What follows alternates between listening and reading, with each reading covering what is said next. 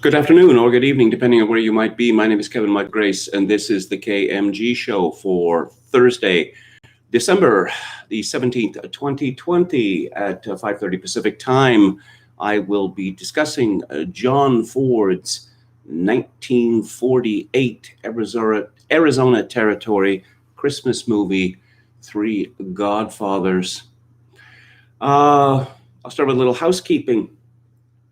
If you liked the flowers, well, you're going to be sad because this is going to be the last show with the flowers.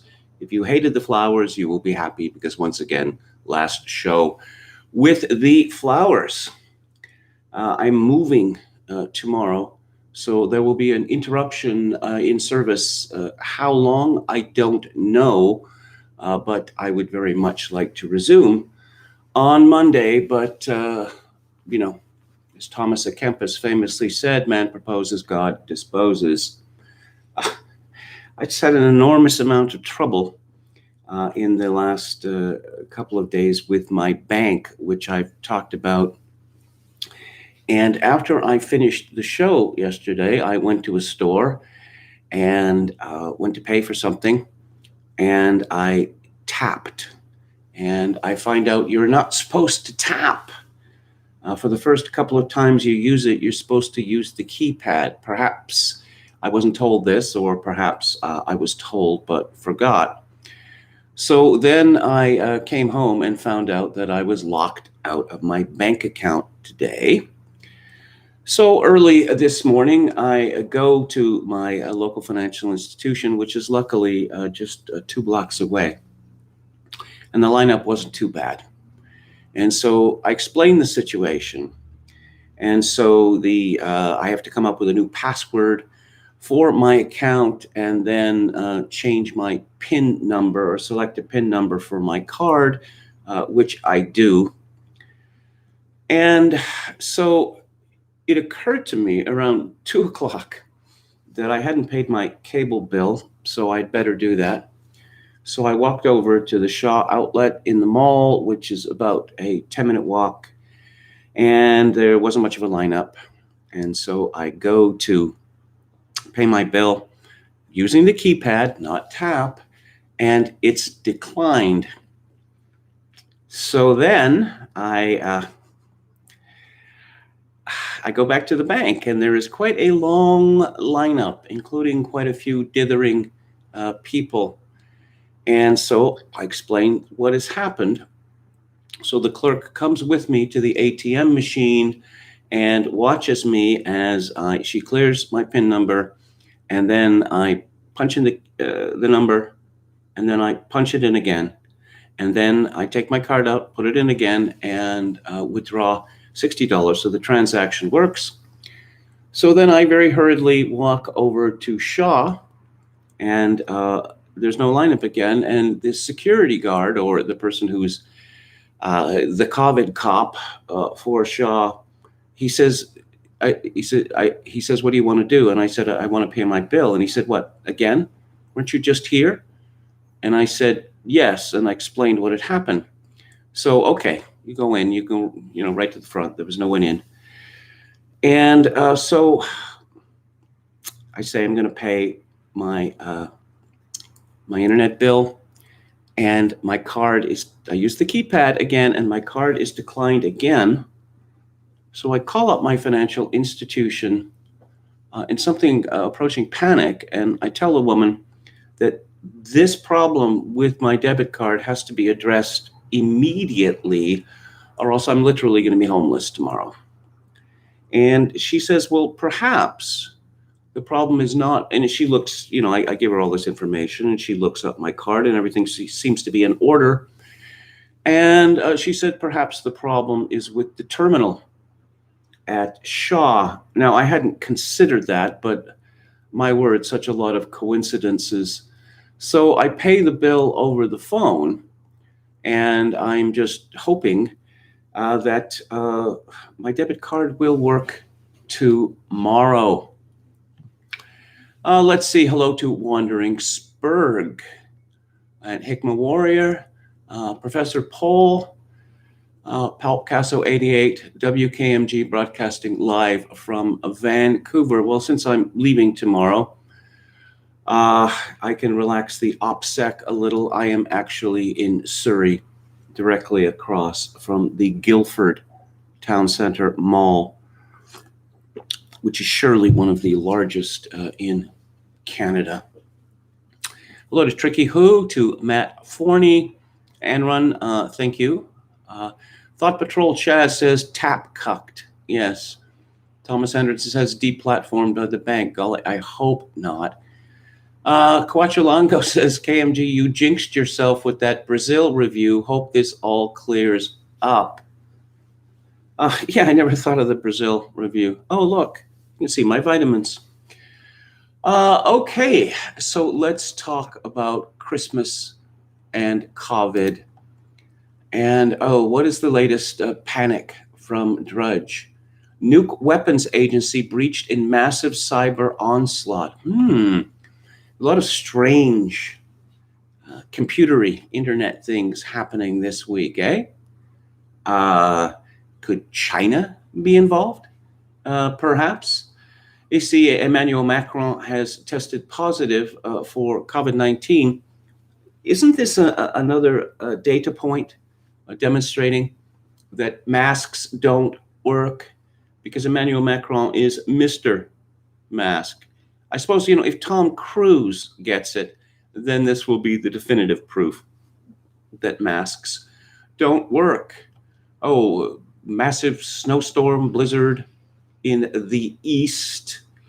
77% of Americans say nation is in an existential crisis. That phrase is thrown around a lot. It actually has a literal meaning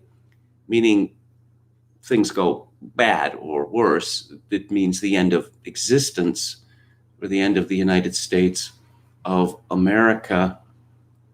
FBI abandons compromised computers, largest espionage attack in history. I was Homeland Advisor to Trump. We're being hacked. Officials condemned naming of hospital after Mark Zuckerberg. China tightens movie censorship. Actually, I think that's a good thing rather than a bad thing, because perhaps if the Chinese market disappears for Western filmmakers, the films won't be China cucked in the future. So Gretchen Whitmer. This story is almost unbelievable, but it demonstrates that why are they doing these lockdowns? Because they can. And what's the motivation? Increasingly, I see sadism, pure and simple. This is from Paul Joseph Watson at Summit News. Michigan Governor Gretchen Whitmer used a Zoom call involving Santa Claus and scripted questions from children to push the message that families should not visit each other over Christmas. Yes, really. Whitmer introduced Santa Claus to the 6 groups of children before inviting them to ask Santa questions, all of which were about COVID-19 rules and had obviously been scripted for them. Asked by one of the kids if he had to wear a mask, Santa said him and his elves are all masked up and social distancing. Father Christmas, Watson is English, that's what they call Santa Claus there, was subsequently asked if coronavirus had reached the North Pole, to which he responded that no one was taking any chances and that we're all going to mask up, we're all going to wash our hands, and we're all going to stay 6 feet apart. All of the children on one of the Zoom calls were seen wearing masks. Another one of the children then said they would leave out hand sanitizer once Santa is finished with the cookies and milk. Are these children going to wear surgical gloves in order to take the cookies out of the box and put them on the plate? Santa urged everyone to do what the governor is telling all the people of the great state of Michigan to do, which includes the instruction to wear your mask when you're outside your home. Whitmer then said that families should stay home and not visit each other and instead call your grandparents and your cousins and your family. And it's the safest way to tell the people you love how much you care about them. Oh, that was true pre-COVID as well. People leave their homes to visit relatives or friends, and there's always the possibility they could slip on the ice and smack their head, or be run over by a driver who wasn't paying attention, or get involved in a traffic accident, fall down the stairs. Perhaps this will become standard operating procedure, that no one leaves their homes during the Christmas season, because staying home and staring at a screen and talking to a microphone is the safest way to tell the people you love how much you care about them. Respondents to the video expressed their revulsion at the message being pushed. What kind of parent would make their kids participate in this, asked one. Edward Bernays would feel proud if he saw this, remarked another. Was the Grinch not available, joked another.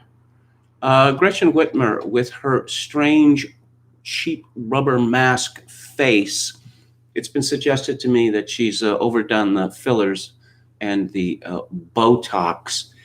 If Gretchen Whitmer were cast as a villain in a movie, even a super villain, audiences would shake their heads and say, nope, I'm not buying it, too over the top. But this is the world in which we live. One man who has not succumbed to the COVID-19 hysteria is David Mamet, which I'm very pleased to see, because he is one of my very favorite writers and directors. This is from David Eng at Breitbart. Pulitzer Prize-winning playwright and Oscar-nominated screenwriter David Mamet is warning Americans that they are giving up their constitutional rights under coronavirus lockdowns, saying that questioning government authorities needs to remain a vital part of the country's democratic tradition. In an interview with Breitbart News' editor-in-chief, Alex Marlow, Mamet blasted the shutdown and stay-at-home orders that have once again taken effect in many states, leading to widespread economic devastation. Quote, "It just doesn't make any sense. It's the first time in history that an entire economy has been shut down because of an infection. And obviously, everyone gets to pick his or her own experts and say whom they believe in. But that's what you're supposed to do with your health, right? We're supposed to make our own decisions about our health." Mamet said that feminists have long argued that women have the right to make choices about their bodies. Now, that can be argued either way, just as the virus can be argued either way.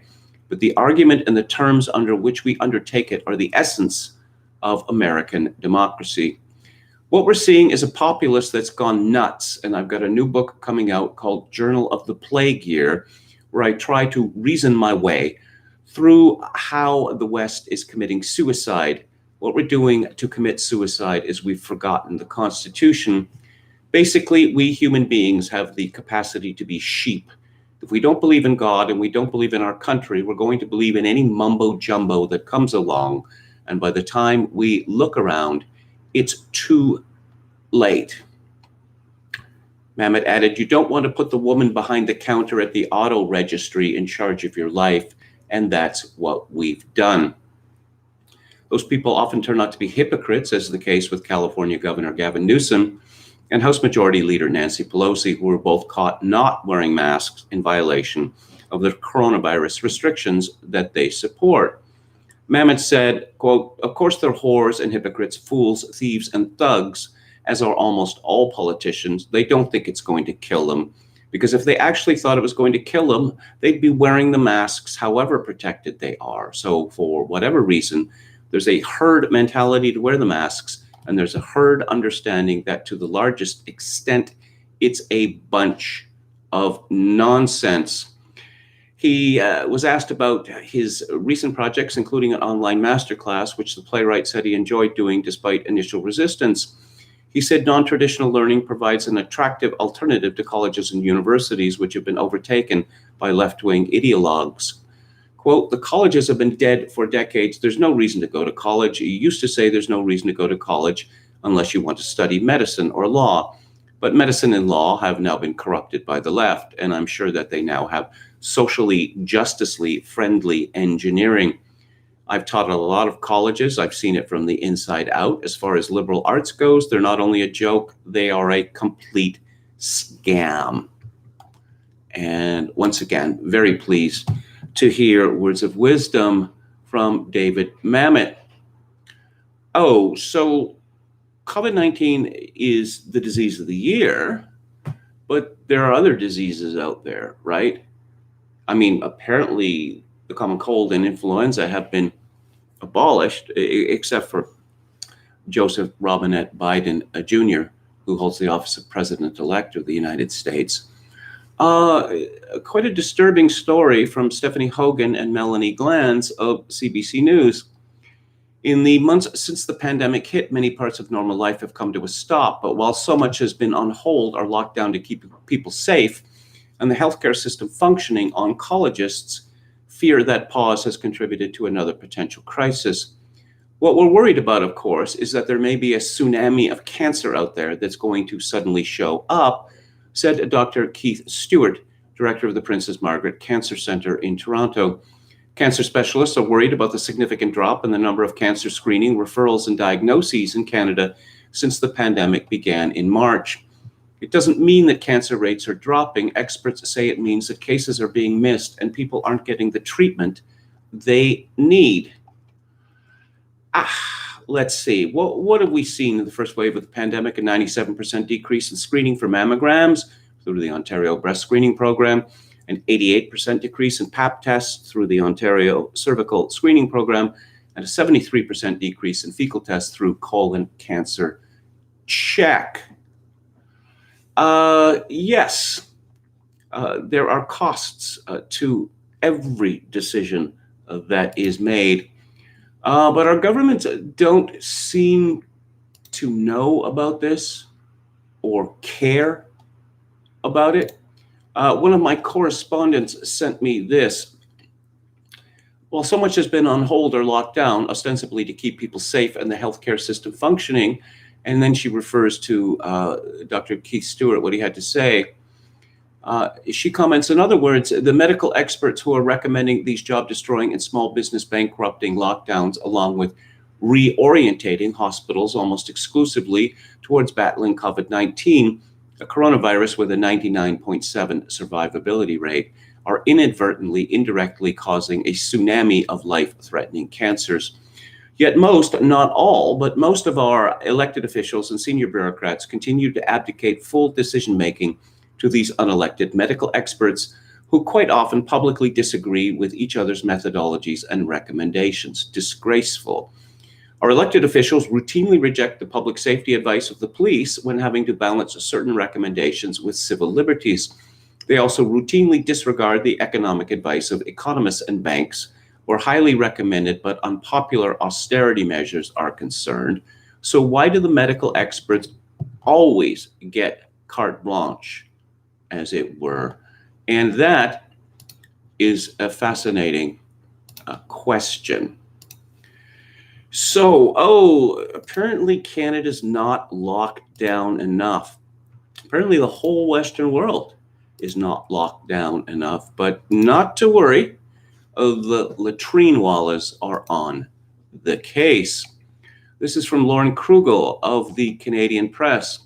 Ontario hit a record Thursday for new daily COVID-19 cases as hospitals urged a month-long lockdown, while tougher restrictions took effect in Saskatchewan, and a vaccine maker said vials may yield more doses than expected. Yes, let's go back to the surge.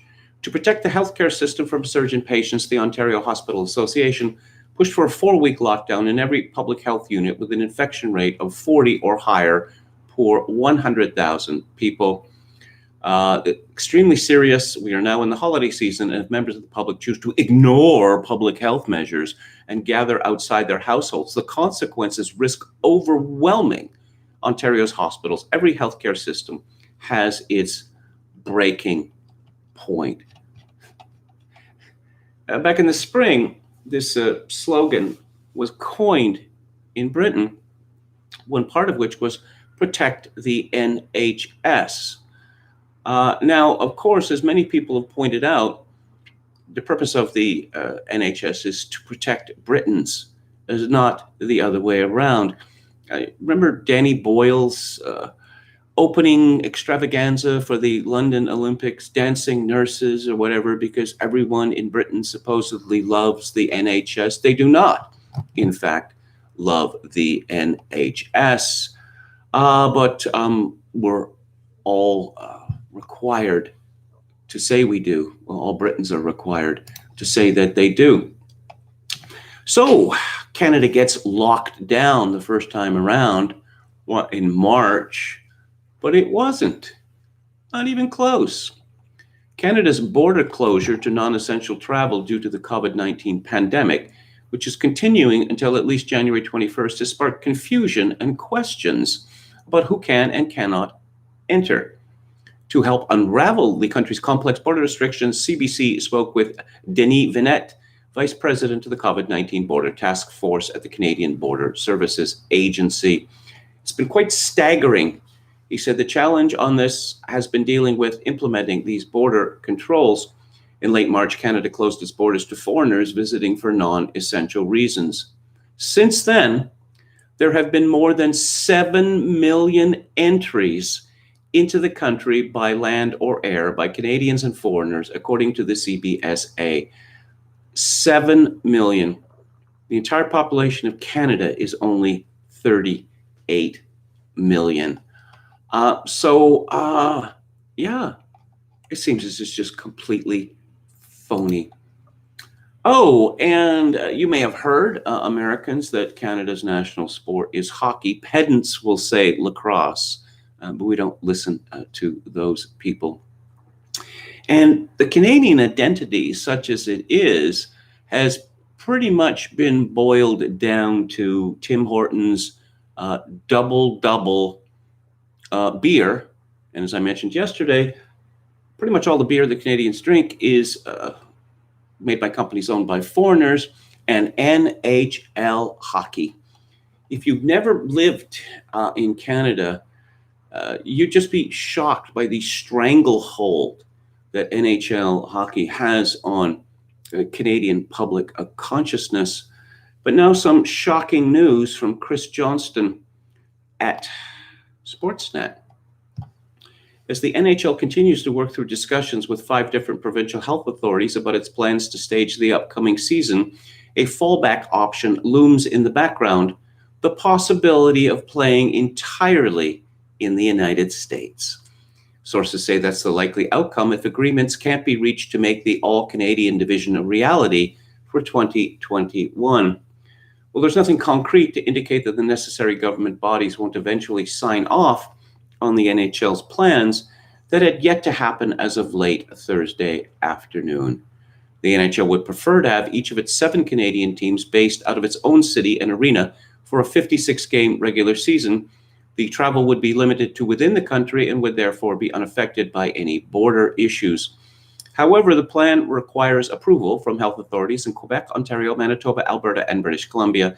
They need to be comfortable with the league's protocols, which have been an ongoing point of discussion with the NHL Players Association. That would follow what has happened in other sports. Major League Baseball's Toronto Blue Jays were forced to play home games out of Buffalo last summer, while the NBA's Toronto Raptors have relocated to Tampa for the upcoming season. I don't know, why don't they all just move to the United States permanently then? I mean, you have to imagine that teams like the Toronto Maple Leafs just taking an enormous hit, and the Blue Jays just taking an enormous hit, and I suspect they didn't make too much of a fuss about it this year because they assumed that there'd be some sort of return to sanity in 2021, but everything we're being told now is that there is not going to be a return to sanity in 2021. And this is a bad time for someone to call me. I don't get calls. I apologize about this. I'll have to find out what it's about later. This is...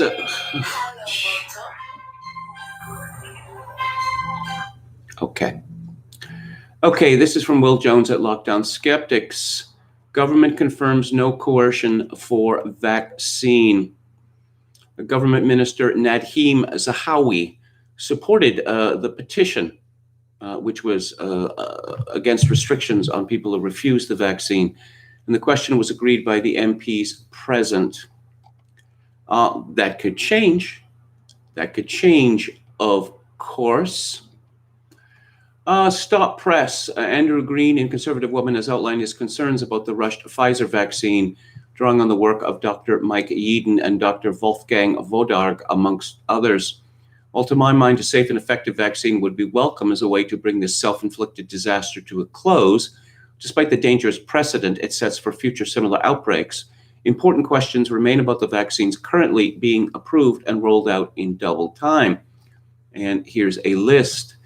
Adverse effects from the injection, which the trials identified as very common, were pain at injection site, more than 80% of participants, fatigue, more than 60%, headache, more than 50%, joint pain, more than 20%, muscle pain, more than 30%, chills, more than 30%, fever, more than 10%.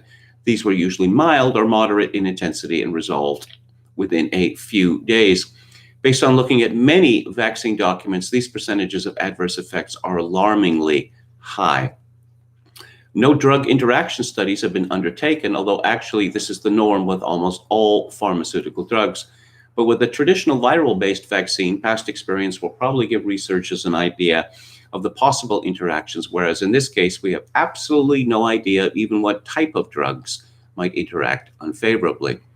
No animal reproductive or development toxicity tests have been carried out, so we have no clue as to potential problems with reproduction or fetal development. Safety of the vaccine during pregnancy has not been determined, which is why Section 4.6 states, for women of childbearing age, pregnancy should be excluded before vaccination. In addition, women of childbearing age should be advised to avoid pregnancy for at least 2 months after their second dose. Of course, women of childbearing age is approximately 12 to 50, which is an awful lot of women. And it is my prediction that the COVID-19 vaccinations are going to lead to a skyrocketing rate of abortion. It is not known whether the vaccine is excreted in human milk, which is why Section 4.6 also states that it should not be used during breastfeeding. And also from Section 4.6 under the heading fertility, it is unknown whether COVID-19 mRNA vaccine BNT162b2 has an impact on fertility. And there's another piece here about side effects from the Pfizer-BioNTech vaccine. The nonsense of cases with the tier changes for England being agreed yesterday and set to be announced today, with the exception of London and some nearby areas, which have already been placed in tier 3. I decided to look up how my area was faring. I live in Warwick, which is right at the bottom of the tier 3 metrics on December 2nd. Only 400 symptomatic cases in the whole district, population approximately 142,500, clear downward trajectory, looking good. Then I spotted the Telegraph had a postcode tool to find out how your area is faring on the government's metrics. And new cases per 100,000 in the last week, 182.3. That's above the tier 3 average. Blimey, cases up nearly 82%. I went to the graph on the government dashboard. Sure enough, a totally different shape to the ZOE data in recent weeks. That's the wonder of PCR and of not controlling for test numbers. Yet we're told case numbers are a major part of the equation for tiers, and all the scientific advisors, politicians, and pundits go on about them like they're telling you something meaningful about the epidemic. Ludicrous. After an easy ride in the spring with no excess deaths at all and widely praised for its handling of the crisis, COVID finally arrived with full force in Germany in November. The Swiss doctor asked, why did Germany, in contrast to most of its neighboring countries, largely escape the spring wave? The new coronavirus is likely to have arrived in Germany a little later, and the first measures were taken a little earlier. In addition, the first chains of infection are likely to have been interrupted a little more quickly, and nursing homes were better protected, a little better than elsewhere. Until the summer, Germany had a record low antibody seroprevalence of less than 2%, with the exception of a few local hotspots, such as Gangelt. However, the risk of a second and stronger wave of infections from autumn was very high. This increase could neither be prevented by the ineffective masks nor by a partial lockdown in November. Incredibly, Germany, which is now in a strict lockdown until at least mid-January, is still on track for below average mortality in 2020. Yes, as Alex Berenson likes to say, viruses gonna virus. When is a COVID death not a COVID death? Well, it's difficult to say. Cause of death is always rather complicated. But Guy de la Bédoyer estimated that around 35 to 40% of the England and Wales COVID deaths are really deaths that would have occurred anyway, making the 62% more plausible than the 92%. Yes, great disparities between England and Wales in the reporting of deaths. Oh, some good news. The atrocious NHS advert we reported on last week and encouraged readers to complain about that showed Father Christmas catching COVID and being given oxygen before being nursed back to health has been pulled. Tom Cruise, action man or chin wobbler? Tom Cruise doesn't like it when people get too close. And I'm sure you're familiar with the story. Apparently, crew members, some of them have quit because of this. Hypocrite of the week. Lockdown fanatic Tobias Elwood MP attended a Christmas dinner for 27 people at a private members club on Tuesday night, but is denied breaking any rules. Julia Hartley Brewer cheekily asks if he's the same Tobias Elwood who 5 days earlier appeared on her show to say we should cancel Christmas because the pandemic is a dangerous and enduring emergency. In an increasingly crowded field, Tobias Elwood pips the rest to win Hypocrite of the Week. And I'm going to turn up the light here because the sun is going down.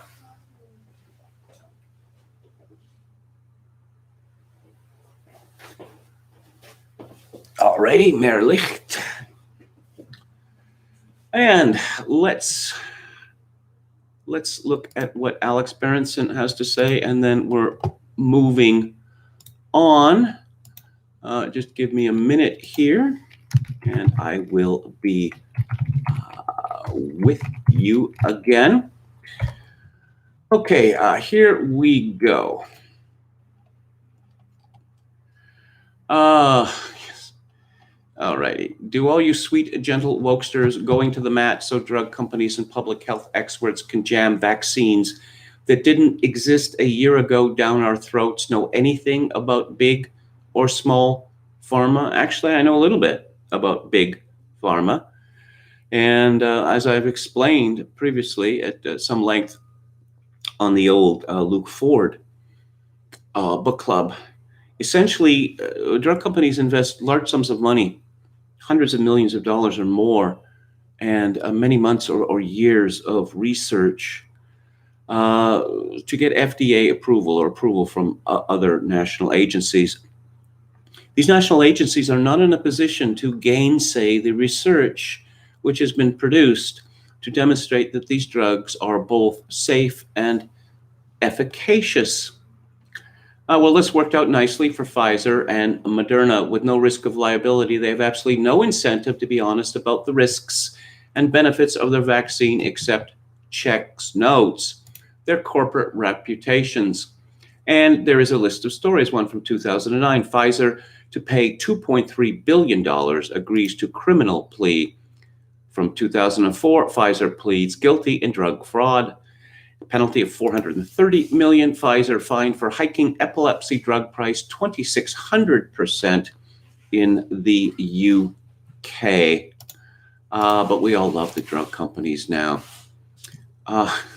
We just can't get enough of them. They're the real heroes.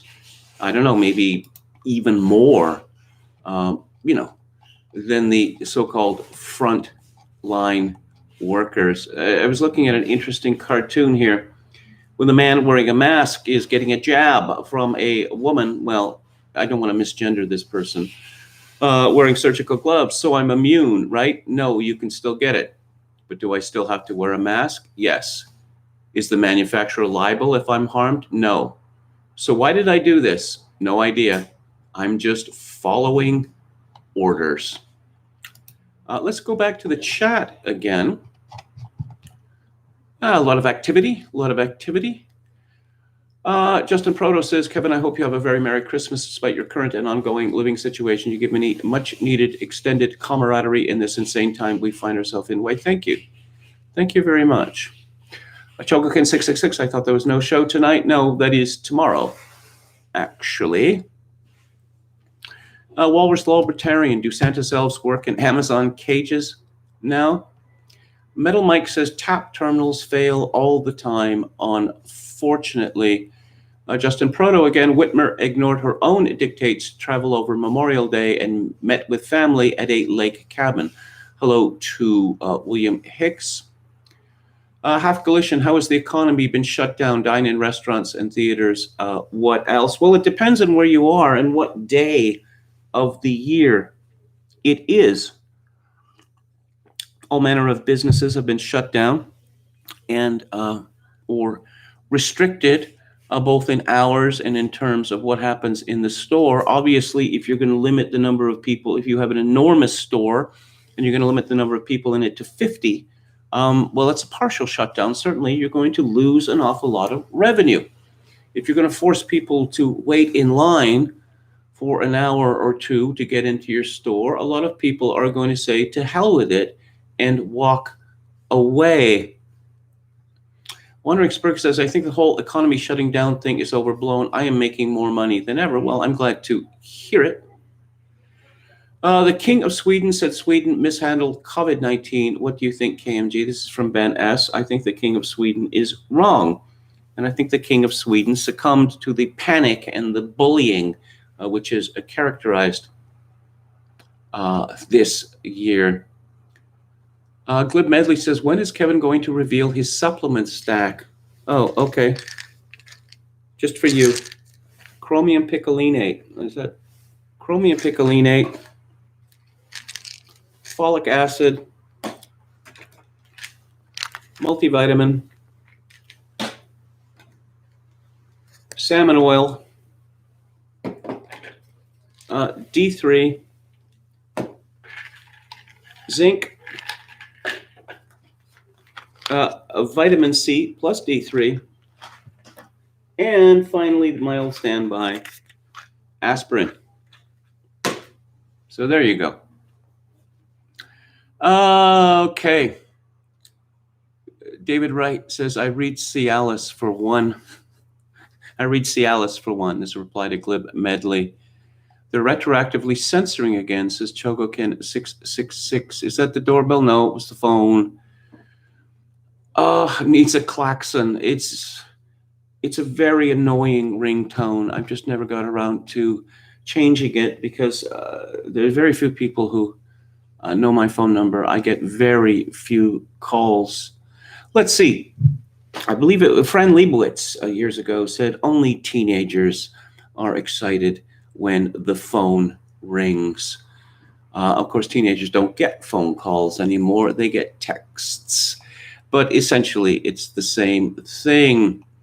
John Smith says, I'm only weeks into what I fear will be a permanent case of tinnitus or tinnitus, and I'm wondering how you cope with this maddening affliction, especially as a lover of film and music. Any tips, tricks, stories? I don't know. Is this something that can be measured? Because I was reading an interview with William Shatner where he said he developed tinnitus or tinnitus and he thought it was driving him crazy and he considered suicide. Now that you've mentioned it, I noticed the buzzing in my ears. And I don't know, there was one night, I don't know, about 10 years ago where I was going to sleep and I realized silence was impossible. And I had a rather unfortunate reaction to that. But I just ignore it, to the extent that I can.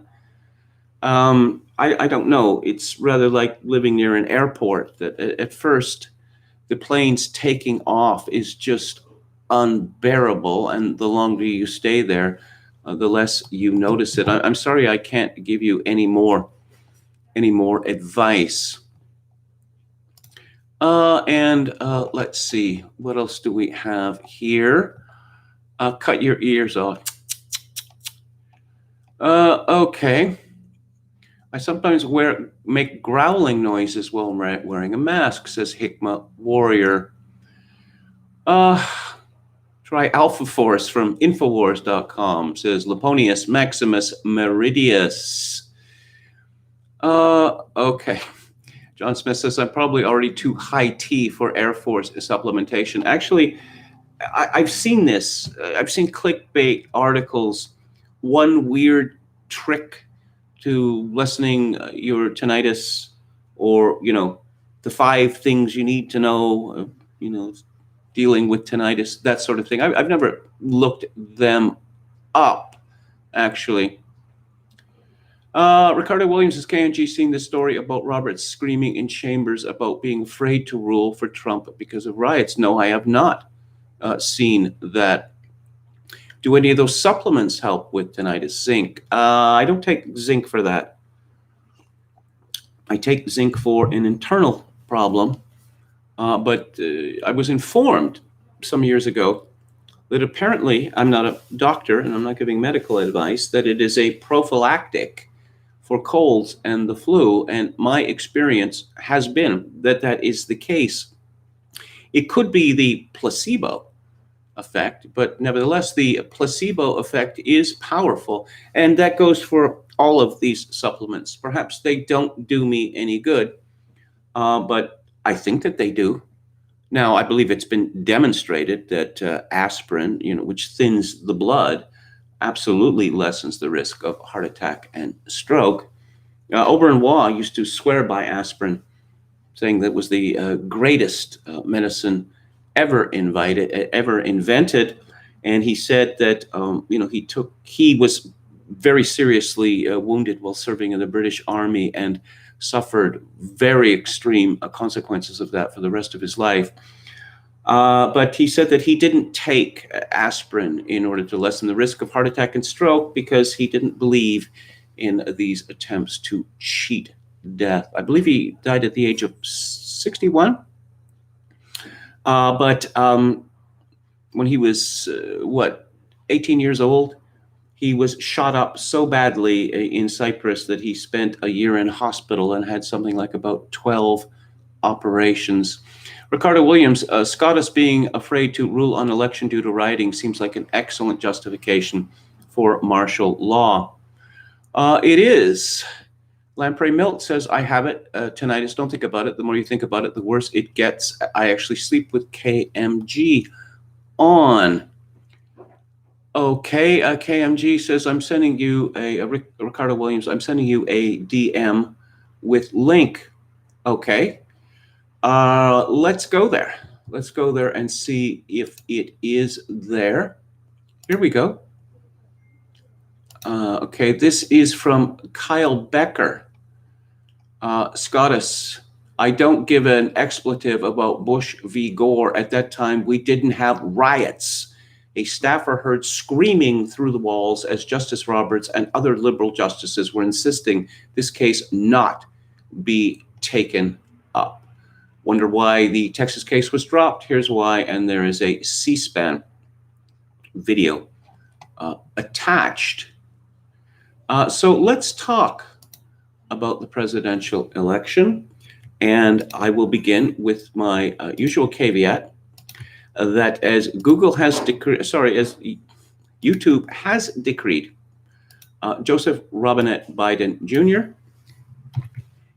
is the office of President-elect of the United States. He won the election fair and square, and anyone who maintains anything to the contrary is a conspiracy theorist who is engaged in spreading misinformation. So just to let YouTube know that I have no intention of violating a verdict on the presidential election. Here's a wild story. This is from Gateway Pundit, and this is from attorney Lynn Wood, who has gone spare, as the English would say. And of course, I don't vouch for this story. This is just his opinion. But I'm talking about this and similar stories because they are newsworthy. America has not been in a situation remotely like this since 1876. This is by Jim Hoft at Gateway Pundit. Attorney Lynn Wood went scorched earth on Chief Justice John Roberts Thursday. He tweeted, "This may be the most important tweet of my life. Chief Justice John Roberts is corrupt and should resign immediately. Justice Stephen Breyer should also resign immediately. They are anti-Trumpers dedicated to preventing the public from knowing the truth of Donald Trump's re-election, which of course, is not justified, but by the facts." John Roberts, Lynn Wood, another tweet. "I have long had questions about the John Roberts on Jeffrey Epstein's private jet flight logs. I suspected it was our Chief Justice. MSM has shown no interest in investigating issue to find truth. America is now entitled to know the answer. Every lie will be revealed. Pray." And yet another tweet. "Corruption and deceit have reached the most powerful office in our country, the Chief Justice of the U.S. Supreme Court. This is a sad day for our country, but a day on which we must wake up and face the truth. Roberts is reason that SCOTUS has not acted on election cases. Others involved." And we have a thread by Ron at Code Monkey Z. "Trump's about to make the biggest decision of his presidency. Let me explain." And then, of course, he talks about Julius Caesar, who was ordered by the Roman Senate in 49 BC to disband his army and return home or become an enemy of the state. Caesar, with the popular support of the Roman populace and the loyalty of the military, marched his army over the Rubicon in the north of Italy and became a legend in history. Donald Trump is enormously popular and commanding an army of fiercely loyal soldiers. The U.S. swamp wants nothing to do with him. Election infrastructure was allegedly attacked, and now he has his back to the wall. The courts have failed him. His own political party has failed him. Trump still has immensely popular support within the U.S. populace and the fierce loyalty of the military. Trump has Executive Order 13848, which allows him to take drastic measures and could potentially be used to restore the republic. Does Trump utilize the executive order and become a legend in history, or does Trump submit his family to the mercy of the incoming administration, who will be hell-bent on making an example of them? Does Donald Trump want to restore the republic to greatness and become a legend? Does Donald Trump want to be known forever as one of the greatest leaders of all time? EO 13848 is Trump's Rubicon.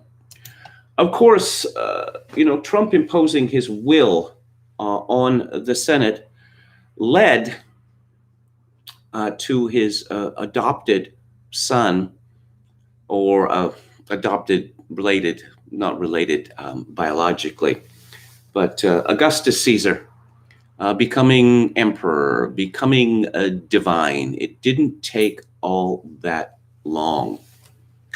Kevin McCullough tweets, "It appears that China's attempt to interfere in the elections of 2020 was so intense that it may take a bit longer to codify and report on.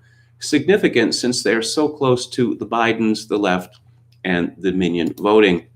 This is referring to a story at the Epoch Times. ODNI says report on foreign threats during 2020 election delayed. I was thinking about this. They're going to slow roll this until after January 6th, even after January 20th. Well, here's something that Trump could do. He could send out the special forces to the various intelligence agencies. He could declare a lockdown, literally lock the buildings, and turn off the power such that intelligence analysts would not be able to destroy files. And then soldiers come in, they seize all of the computers, all of the hard drives. The President of the United States has the legal right to declassify anything. And of course, this has been slow rolled out relentlessly by the deep state.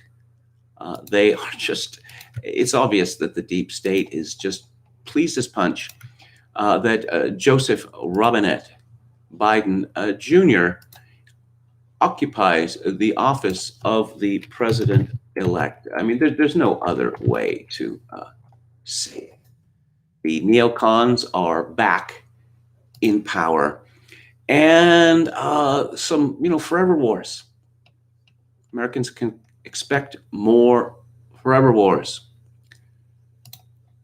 From the Daily Mail, Donald Trump tries to pressure Republican Senator Rand Paul to challenge Electoral College votes in Congress. On Tuesday morning, Trump reposted a tweet saying Rand Paul states over 24 states changed their election laws without going through the legislatures.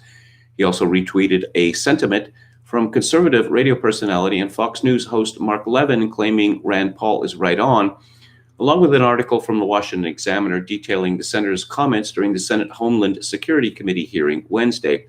Paul said during his time that there was some level of voter fraud in the 2020 presidential election.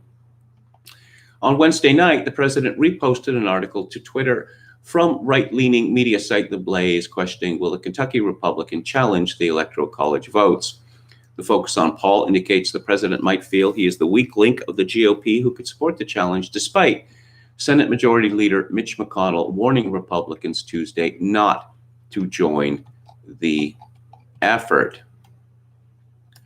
Well, Mitch McConnell is going to punish these senators, remove them from their committees. Vox Day comments, rumors about Roberts being compromised have been around for years. His unexpected and remarkably incompetent defense of Obamacare pretty much confirmed the rumors in most intelligent observers' minds. So this would hardly qualify as a surprise, considering everything else that is happening of late. It would be hard to make a movie about this, though. Imagine trying to build the tension up to the moment when the intrepid, embattled attorney struggles with his decision to tweet. And something else on that before we get to Pete Buttigieg's husband, and we can't get enough news about Chasten. And this is Chasten Buttigieg. He changed his surname, matches husband's. Too funny. From Business Insider. President Trump told some aides that he might refuse to leave the White House on Inauguration Day, according to CNN. Few of them believe Trump would actually follow through on the threat. The CNN report added, he's throwing an effing temper tantrum. One source says he's going to leave. He's just lashing out. On Monday, a vote by the Electoral College confirmed Joe Biden as president-elect. Trump has still refused to acknowledge Biden's victory. President Donald Trump is said to be in denial about his election loss and has told some of his advisors he won't leave the White House on Inauguration Day. It's been nearly 6 weeks since President-elect Joe Biden's victory became clear, and Trump has still not acknowledged his loss. Vox Day argues that stories of this type indicate a shift in the media narrative, that they have noticed, increasingly to their horror, that Trump has not conceded. He has no intention of conceding. So what happens then? Well, we don't know. But the rest of this month and January are certainly going to be very exciting. An hour ago, Trump tweeted Democrats would never put up with a presidential election stolen by Republicans. Just released data shows many thousands of non-citizens voted in Nevada. They are totally ineligible to vote. And of course, Twitter appended the warning, this claim about election fraud is disputed. Trump tweeted 9 hours ago, I will veto the defense bill, which will make China very unhappy. They love it. Must have Section 230 termination, protect our national monuments, and allow for removal of military from far away and very unappreciative lands. Thank you, the president says. David Shalit says the claim is that Roberts screamed at other justices about this in chambers. Not possible to have happened because they aren't meeting in chambers due to COVID regulations. Hickman Warrior says 99% of what is said in the media we cannot confirm or verify independently anyhow. Of course, that is true. Carter Williams says, David Shallett, show me that statement from Scott is debunking it. John Smith, responding to Leponius Maximus Meridius and KMG, I'll just take sweet solace in the knowledge that so many other fine gentlemen scholars are suffering as well from tinnitus. Rand Paul is weak, says Ricardo Williams. Well, we'll find out about that. We'll find out about that. The bill is veto-proof, says Alex DeLarge. Gamion says, I have a feeling we haven't seen nothing yet. As for me, I just want a resolution. The uncertainty is excruciating. Well, if you add that uncertainty onto the COVID-19 uncertainty, yes, apparently people are staying home. Well, the people who get to work from home are staying home, as we found out yesterday, and they're drinking on the job. Oh, try not to think about it, Morty. Oh, Rick and Morty reference. Oh, Snopes. I see Snopes has debunked this, have they?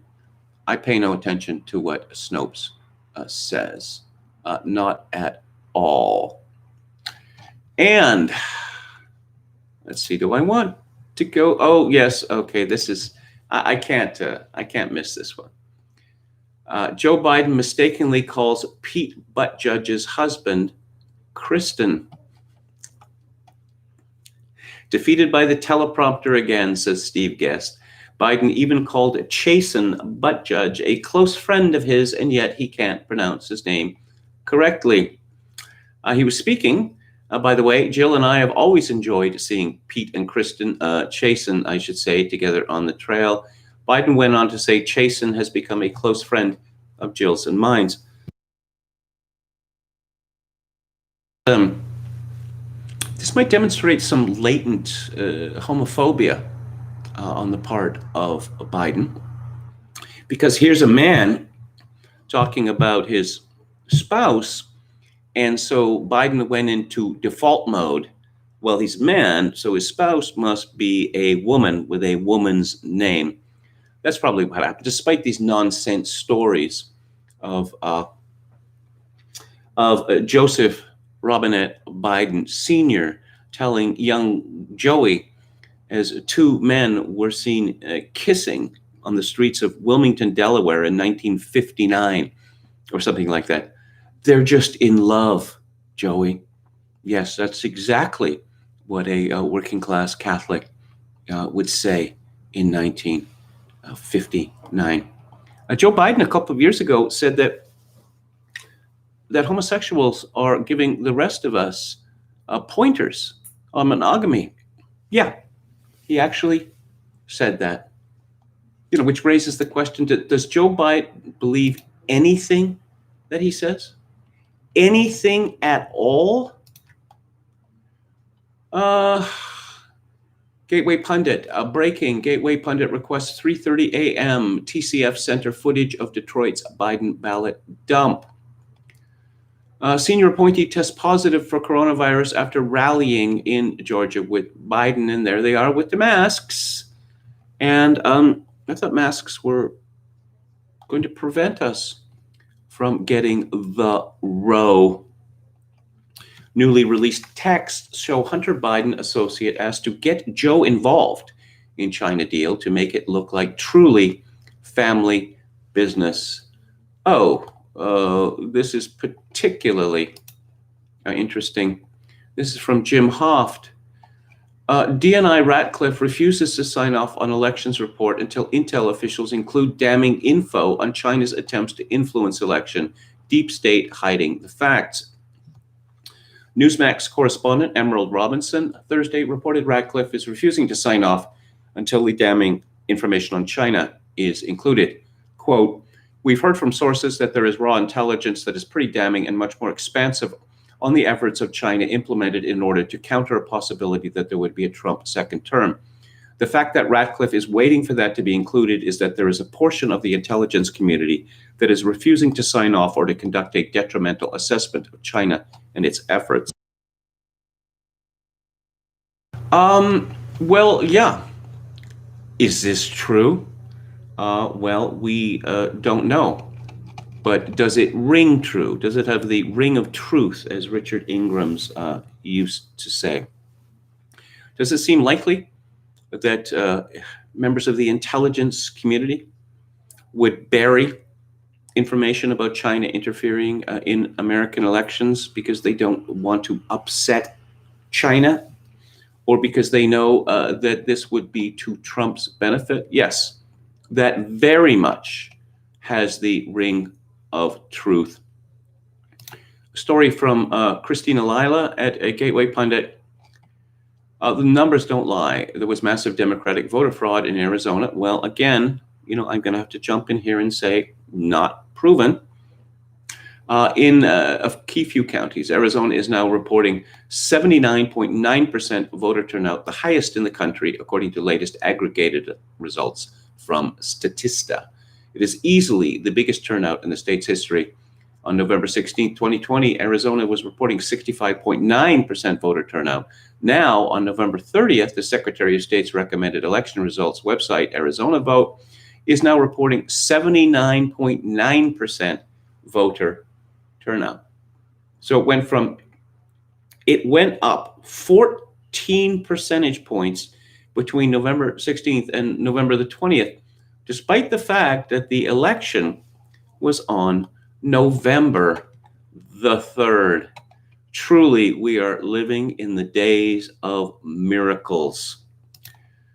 Again, from Christine Lila, Hunter Biden asked Chinese energy tycoon Yi Jianming to quickly send him $10 million in a wire transaction in a newly released June 2017 email. Fox News obtained the email from Hunter Biden's former business partner, Tony Bobulinski. Joe Biden has denied any role in his son's businesses, but emails sent to and from Hunter Biden have cast doubt on that, including a 2017 email which shows Hunter requesting keys for Joe and Joe Biden, along with his uncle, Jim Biden, for space he planned to share with an emissary for a chairman of a now bankrupt Chinese energy company. In another 2017 email, Biden wrote to the same Chinese energy company's chairman, extending best wishes from the entire Biden family and urging the chairman to quickly send a $10 million wire to properly fund and operate the Biden joint venture with the company. Joe Biden continues to express confidence that his son is in no legal difficulty at all, or more to the point, that he will be completely exonerated. Okay.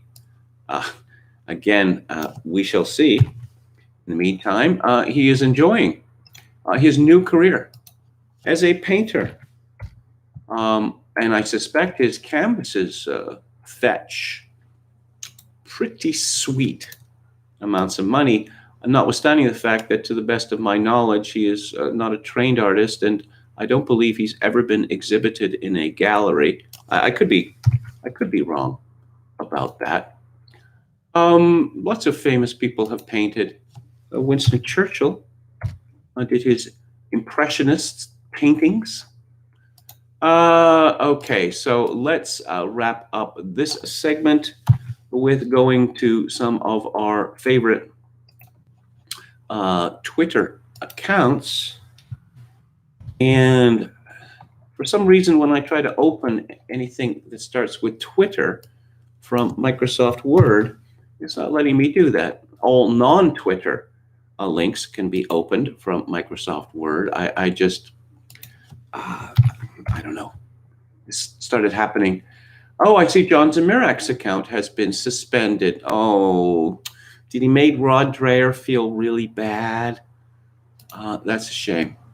That's a shame. From the conservative treehouse, Sidney Powell reports Supreme Court rejected Arizona and Wisconsin cases, gives Georgia and Michigan up to January 14th to respond. Senator James Lankford outlines concerns with voter confidence in 2020 election outcome. The Homeland Security Committee discussed several irregularities in the 2020 election, and Lankford encapsulated the need for states to protect against election fraud moving forward. However, the bigger question remains, is it too late? Oh, and here's that story again. Texas Congressman Matt Patrick, stunning claim, Supreme Court Chief Justice worried about riots. During the amendment debate, Texas Congressman Matt Patrick put into the record a report from a claimed Supreme Court staffer about an internal debate taking place within a high court where justices were arguing the reasons for not allowing the Texas election challenge to take place. As outlined by Patrick, Chief Justice Roberts was worried about riots in the streets if the court heard the Texas arguments and evidence. To be fair, it should be noted the claim comes with no specific citation for further review or analysis, and considering the heightened sense of concern over the election, more details should be requested before making assumptions about the described incident. Okay, here's a story from Gabriel Keene, a National File. Republican Senator-elect Tommy Tuberville from Alabama indicated this week that he would work to challenge the electoral challenge in the Senate, becoming the first senator to agree with Representative Mo Brooks' push to challenge the election when Congress convenes to certify the vote January 6th. In a video edited together by a left-wing activist on Twitter, Tuberville said they're going to steal it in reference to the Senate runoff election in Georgia.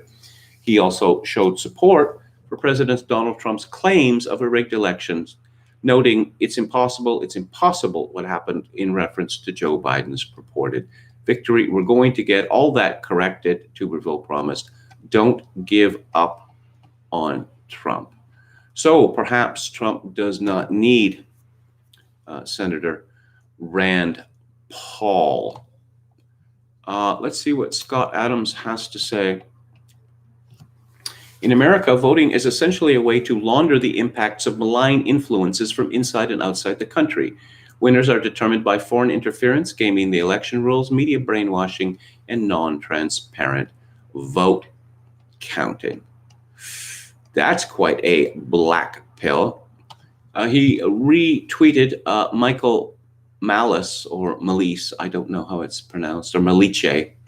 My current hypothesis is that Trump slowed down the radicalization of the right because a large percentage of the right-wing population had a glimmer of faith in the system with him as president. Scott Adams retweets Kyle Becker's tweet about the screaming match and comments, the replacement of a republic with a bullyocracy is confirmed. China wins. Voters think Biden doing better job than Trump as president-elect. Is this a real story? It's from Rasmussen Reports. I suppose it's perfectly possible to do a better job when you're not actually the president. You're not actually doing anything. Certainly not responsible for anything. Let's go to J5 Killer. Oh, yes, I like this. It's a variation on the old Onion story. It's over, man, says increasingly nervous man for the 9th time. There was a joke about Joe Biden here. Oh, no. Lawrence Tribe, who was supposed to be appointed to the Supreme Court, but who got there first, Ruth Bader Ginsburg. Lawrence Tribe is, I believe, at Harvard, and he is America's most august law professor. If anybody can make the post of Transportation Secretary sexy, it's got to be Mayor Pete. J5 Killer comments, ladies and gentlemen are elites. Why should the post of Transportation Secretary be sexy? And why would Lawrence Tribe care about this? Here's a joke. Lemurian Xmas had tweeted Dr. Dre, Dr. David Duke, Dr. Jill Biden, and Dr. Pepper. The only real one, according to J5 Killer, Dr. President Trump.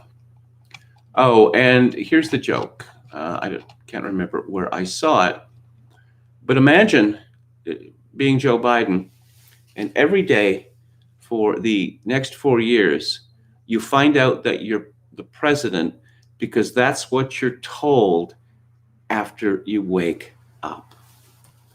Yeah, I quite like that. Okay. I'm going to be talking about residential schools shortly. Let's go back to the chat. I'll be getting to the book club in approximately 20 minutes. Where's Chad Chadson, says Ricardo Williams. Don't know. Alex Large says, I'd like to see a single persuasive bit of evidence from someone on Trump's team. I don't see, the question that I ask people is there anything that you would consider to be valid evidence? I mean, literally anything. I mean, obviously there is cheating in every election, but the question is, how much can be quantified? How important is it? What do the numbers say? And again, from what the media has said, it's irrelevant. Any of these claims made by people supporting Trump or by Trump himself are irrelevant because Joe Biden won the election. Full stop. End of discussion. Okay. Alex Starr says, you're claiming that there are millions of fraudulent votes and you can't produce any evidence. I would say, if you look at what's come out of Michigan, what Lynn Wood has come up with, what Sidney Powell has come up with, the videos of Republicans being ordered out of the counting rooms and cardboard being put up on windows so people could not look in, all this kind of stuff. This is prima facie stuff, certainly. Gamian says, everyone around me is unhappy. Every single person. It's quite crazy. David Shallett says, how about that truck driver in Pennsylvania and the blonde chick witness against Dominion in Michigan, who was at least partially backed by the Indian woman and her male colleague? Hickman Warrior says, whatever you do, don't show your happiness in public. Okay. And I'm going to talk about Native Indians, Canadian Native Indians, feather, not dot, as we like to say. There was an institution in Canada for quite some time called residential schools, in which Native Indians were educated and boarded at places, typically remote places in Canada. And these were administered by Catholic or Anglican religious orders.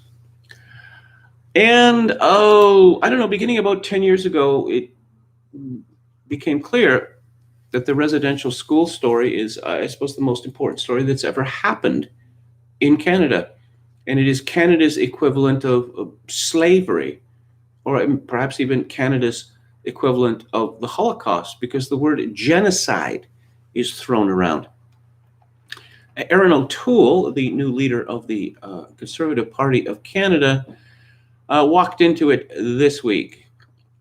And then he walked back his comments about residential schools in a statement Wednesday saying the system was not intended to try and provide education. Well, of course it was. The system was intended to remove children from the influence of their homes, families, traditions, and cultures, O'Toole said in a statement emailed to Global News. O'Toole added that the very existence of the schools is a terrible stain on Canada's history that's had sweeping impacts on generations of Indigenous Canadians. Yes, Canadians, for all that they say about being different from Americans, they really envy Americans. And if America does something stupid, our elite will say, well, we have to do that too, and right now. So disparities in achievement and criminal records and the like are often, when they're not dismissed outright, are excused with references to the legacy of slavery, the legacy of Jim Crow, or the legacy of redlining. And we see this in Canada now with Native Indians. I speak about the harm caused by residential schools regularly, O'Toole added. The statement comes after a video surfaced of O'Toole speaking to the Ryerson Conservatives Club Facebook page on November 5th. In the video, O'Toole appears to be talking about the debate over renaming buildings tied to controversial historical figures. Let's learn from the bad mistakes and, in some cases, tragic circumstances of our past. But when Edgerton Ryerson was called in by Hector Langevin and people, it was meant to try and provide education, O'Toole said, referring to the creation of the residential school system. It became a horrible program that really harmed people, and we have to learn from that. And I wear orange, and I do that. Yes, orange. I'm not making this up. But we're not helping anyone by misremembering the past. There is widespread agreement that the stated goals of residential schools was to assimilate Indigenous youth into the white settler culture, stripping the students of their identities in what the Truth and Reconciliation Commission found constituted a cultural genocide. Former Prime Minister Stephen Harper also acknowledged this reality in a 2008 apology for the residential school system. A source confirmed that O'Toole reached out to Assembly of First Nations National Chief Perry Bellegarde's office Tuesday after his comments were first reported. No political party can claim the high road on that tragic piece of Canadian history. I look forward to sitting down with Mr. O'Toole in the new year to help him better understand how First Nations are continuing to grapple with the lasting effects of a policy that was wrong from the start and made worse by decades of political mismanagement and indifference. Okay. What are the charges? What's the indictment against the residential schools? Well, it seems that some of the students died. I would like to see that information cross-checked about people who are not in residential schools and how many of them living in remote communities lacking access to doctors and medicine died at young age. That these schools were harsh and Spartan, and that was physical punishment. Well, until fairly recently, rich, aspirational, aristocratic Englishmen, and foreigners too, would send their children to places like Eton and Harrow and Rugby and the like, where they would live in cold, Spartan conditions, be given terrible food, be subjected continually to verbal and physical abuse, and also separated from their parents and loved ones. This is the public school system. When I was at school, children were beaten regularly with a strap. Any Indian who went to a residential school and claims that he or she was abused gets a $25,000 payout. No proof is necessary because how could there be proof? NDP MP Leah Gazan also spoke out about the issue, calling on O'Toole to resign over his comments. Let's trend #resign O'Toole, #genocide denier, and speak out against racism and hate, 3 exclamation points. Show your love for survivors and residential school warriors by denouncing ignorance and hate, 4 exclamation points. Gazan wrote on Twitter Tuesday evening. So who's Leah Gazan? Well, according to Wikipedia, she was born in 1971 or 72. She was elected to represent the riding of Winnipeg Centre in the House of Commons in the 2019 federal election. She was born on the Wood Mountain Lakota First Nation in Saskatchewan to Albert and Marjorie Gazan. Gazan is Lakota-Chinese on her mother's side and Jewish on her father's side. Gazan's father, Albert Gazan, is a Holocaust survivor from the Netherlands, born in The Hague in 1938. Some years ago, the Canadian government, I believe the Department of Indian Affairs and Northern Development, as it was called then, suggested that benefits to Indians be restricted to those who were at least 25% Native Indian by blood, and the howling could probably be heard from other planets. Benefits. Indians who work on reserves do not pay tax. There's all manner of programs, free education. These benefits are portable. That is, if you leave the reserve, still get the benefits. And let's talk about Gladue report. Oh, before the so-called 60s snatch, it became somewhat popular in the 1960s, and I suppose in the 1970s, for Native Indians, many of whom were living in deplorable circumstances, to be adopted by white people. David Frum's parents did this. Jean Chrétien, who later became Prime Minister of Canada, did this. Ted Byfield, who I was talking about yesterday, the founder of Alberta Report, he did this. This is now considered to be monstrous. And the so-called survivors of the 60s snatch are all eligible for, what is it, $25,000? Now, if you read the Constitution of Canada, there's really not much in it about Native Indians.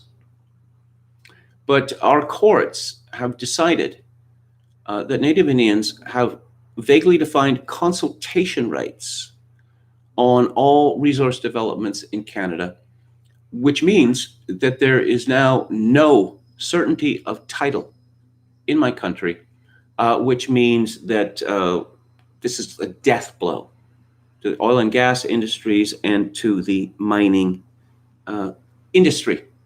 The Supreme Court of Canada has gone back to relitigating Confederation in 1867. There's no question, as the Supreme Court of British Columbia adjudicated, that British Columbia reverted to the Crown when it joined Confederation in 1871. But the NDP government decided to throw the case at the Supreme Court of Canada level, and the Supreme Court of Canada decided that no, Canada does not own British Columbia. And there are Indian radicals in my country now who are gaining more and more support, who insist that Indians own every square inch of this country. It's not sustainable. None of this stuff is sustainable. I mean, Indians have their reserves, and there are some success stories, reserves that are in areas, I don't know, like the west side of Vancouver, the Musqueam Reserve. They have lots of valuable land. But the conditions on Indian reserves in Canada are genuinely terrible. That Indian reserves, not all of them, but a great many of them, are characterized by just continual corruption in leadership and money going missing all the time. Things are needed, things are bought, and they're put into a warehouse and forgotten about. And then there's the Gladue report. According to Wikipedia, a Gladue report is a type of pre-sentencing and bail hearing report that a Canadian court can request when considering an offender of Aboriginal background under Section 718.2E of the Criminal Code. The process derives its name from Regina v. Gladue, a 1999 Supreme Court of Canada decision. It's a guiding principle and not a substantive power. Therefore, the court is not at liberty to impose a sentence outside the range of legally available penalties. Essentially, what this is that when a Native Indian, probably even Métis now, is convicted of a crime, the courts have been instructed to bend over backwards not to send these people to prison, regardless of the nature of the crime that they have committed. And the federal government pays for these Gladue reports, where Indian activists are paid to speak to the perpetrators and others to build a case that these people should not be sent to prison. Now, the reason this came about is because, at least in the prairie provinces in Canada, going back to the 1990s, there were 50% of the prisoners in federal penitentiaries were Native Indians. Keep in mind that they're not all that many prisoners, federal prisoners, federal prison, 2 years plus sentence, an indictable offense, they call it under the criminal code. Judges in Canada do not like giving indictable offense punishments to people. But no, it is now the role of the judiciary in Canada to move mountains, to keep Indians out of prison, as I say, regardless of the nature of their crime. There was a case I wrote about some years ago where 3 Indians from the Musqueam Reserve got drunk and went out in their truck, in their own words, looking for a white boy to beat. And they found one. Some Jewish kid, some Jewish teenager in the Dunbar area was walking home, and he got beaten so badly that he suffered all sorts of permanent physical and neurological damage. And what did the adults involved get? They got a slap on the wrist for that. This is all part of Canada's war of all against all, because all of the wokesters, particularly those who are immigrants, and particularly from the country of India, see, Indian, they feel themselves to be identical. Now, they denounce, Canada's evil colonialist regime. Well, why did you come to Canada then? Isn't that just more colonists? Practically every city council meeting, every school assembly in my country now begins with a declaration that this is happening on XYZ First Nations territory. Well, if you really believe that, why wouldn't you just abandon it and give it to the Indians? This is just a gross hypocrisy. When I was at the University of British Columbia a couple of weeks ago, I found that in front of the main undergraduate library, there is now a structure, a building, which is it's a school of residential school studies. This has become a business. It's become a racket now. And what happened earlier this year before COVID, that Indian activists and their white and or minority allies were blocking railway lines all across Canada, leading to very, very dangerous situations. The Prime Minister of Canada, Justin Trudeau, says this is not my business to tell the RCMP what to do. And this went on for weeks, the possibility of very serious consequences for the transportation of necessary goods. But, after this COVID thing is over, well, maybe it'll never end in Canada. Our government's got no money. The Canadian government has no money. It's close to being effectively bankrupt. And despite this, the spending on Indians, Native Indians from both the federal and provincial governments is massive, just massive. And I've argued for years that the Canadian people were inclined to accept this, even though they might have cavils about how Indian bands are run and, let's say, the behavior of certain people, because, the reasoning was they're not really that much of a problem. Well, that situation has changed. And what, are we all going to be ordered to wear orange on a certain day of the year now? Before I move on to Theatre Thursday, I suppose we're going to be seeing a lot of these stories. This is from Variety by Kate Arthur and Adam Very. Ali Larter responds to Leonard Roberts' accusations. I am truly sorry. Ali Larter is an American actress, and she's one of the most beautiful women in the world.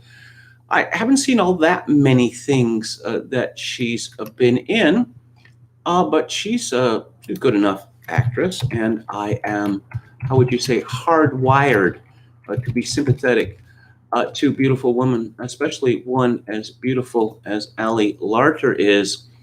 But it's obvious that she is in very serious trouble because a black man is angry with her.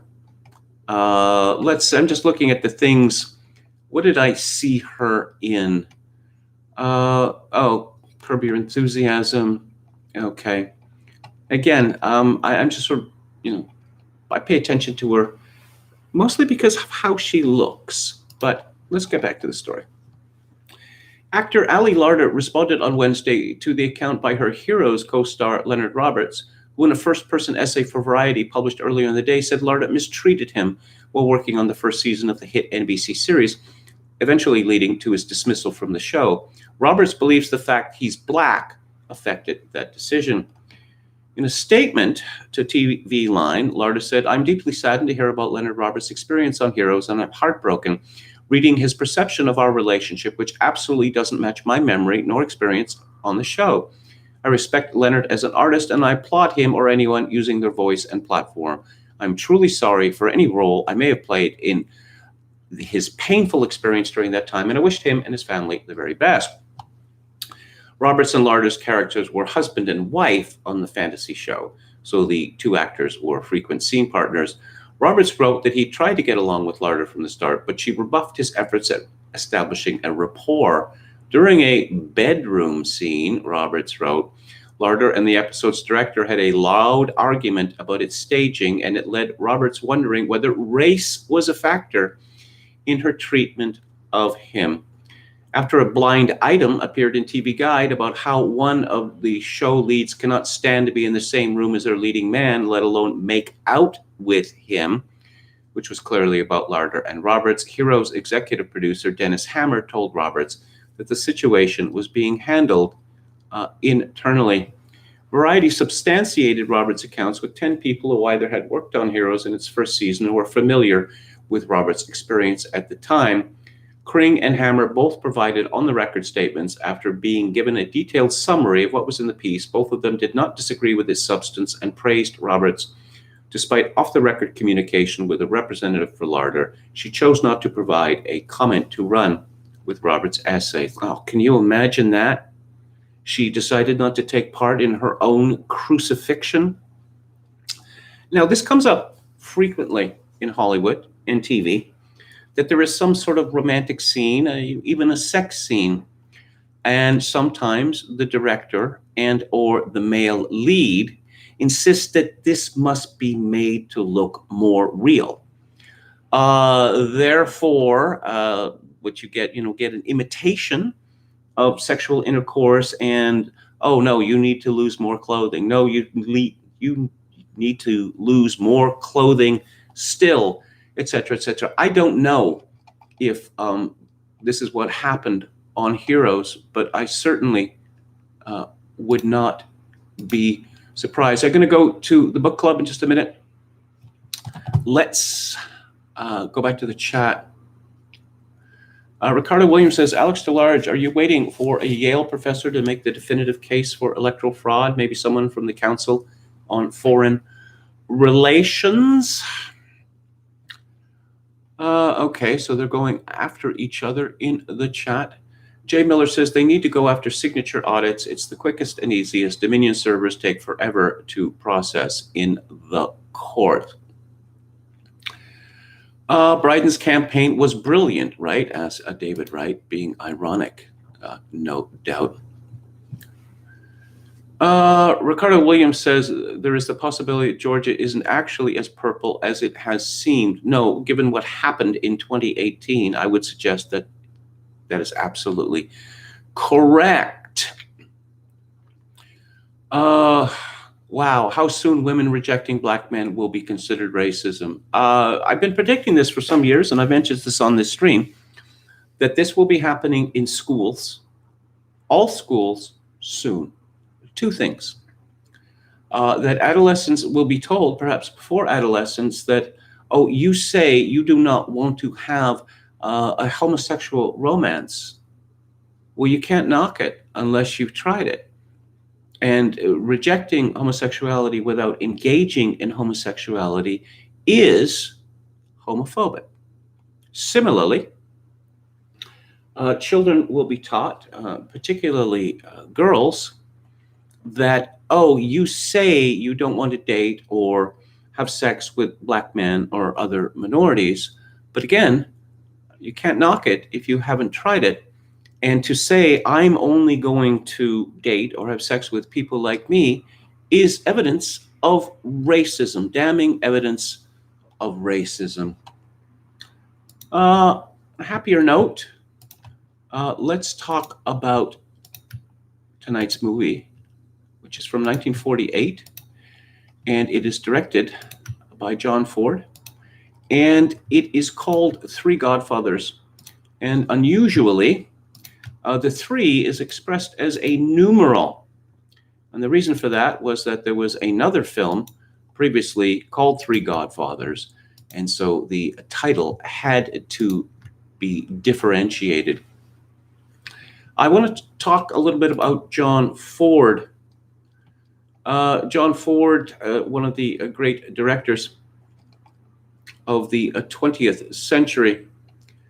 And I suppose in the same way that you can say that Jean-Pierre Melville invented the idea of the gangster's code, their code of honor, John Ford, more than any other man, invented the code of the West, or the legendary West. The type of Westerns that John Ford made were beginning to be considered outdated and even embarrassing by the 1960s. And then you see so-called revisionist Westerns. Ford made a couple himself, actually. But then you see an attack on the noble Western ethos, which you see in John Ford's films. Oh, I know Tombstone is kind of a revisionist Western in that the nastiness displayed by the characters is it's greater. I mean, these Kurt Russell and his brothers, they're not, pure heroes. But on the other hand, Tombstone very much is in favor of the code of honor. Leading to a movie like Unforgiven, which is a movie I simply despise because let's burn down the world. The opening of the West was totally disgusting in every possible way. And it was the show Deadwood. It's whores, and homosexuals, and just swearing the like of which you've never heard. True Grit by the Coen brothers it's from a novel by Charles Portis, which was written, in the 1960s. Very much the idea of the code of honor is central. Also, biblical Christianity, which is central to Three Godfathers.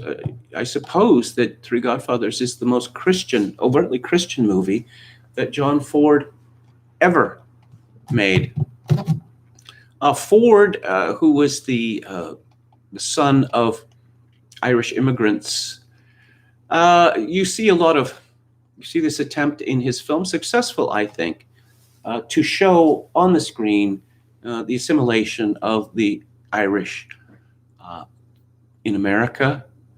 That John Ford was a liberal as a young man. He became more conservative as he grew older, but he was very much a patriot, and fell out with people who should have been his friends in the 1960s and 1970s because he saw that being anti-patriotic, being anti-American was suddenly acceptable.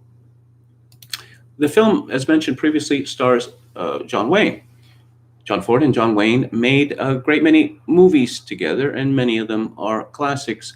John Wayne was, without question, the most popular in terms of tickets sold, box office, movie stars of the 20th century. Amusingly, actually, John Wayne, he was a rather modest man. I was reading in that study of Stanley Kubrick I reviewed by David Mickish a few weeks ago that Vladimir Nabokov was brought to Los Angeles when it was announced that Lolita was to be made a film directed by Kubrick, and Nabokov was to write a script, which was never used, even though it got a screen credit. And so Nabokov was shown around Hollywood and introduced to all these people, and one of the people that he was introduced to was John Wayne. And Nabokov said to him, "What do you do?" And Wayne said very modestly, "I'm in pictures." Now, the idea that a man who had been a professor in the United States for quite a few years did not know who John Wayne was, yeah, it's strange credulity, but Nabokov was fond of that sort of joke. John Wayne was born Marion Morrison. It's not really a movie actor name, is it? He was Scots-Irish by ancestry. One of the things that I suppose was so powerful to John Wayne's appeal was that he wasn't to show off. He wasn't to show off about his skills in horsemanship and stunts, and he wasn't show off about his intelligence. He typically played characters who could be described as not as intelligent as he was. I mean, would people be surprised to know that he was the head of the Latin club at his high school, that he was a lifelong reader? But no, he became an American everyman. He was physically imposing, tall, and immensely strong, extraordinarily handsome.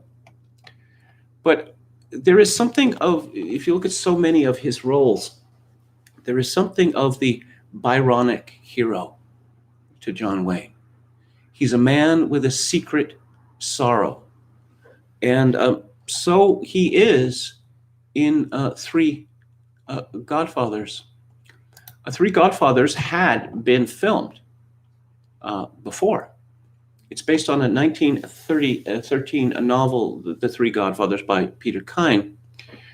And the basic plot remains the same, but earlier films directed by Ford of this story, more violent, and our protagonists less likable.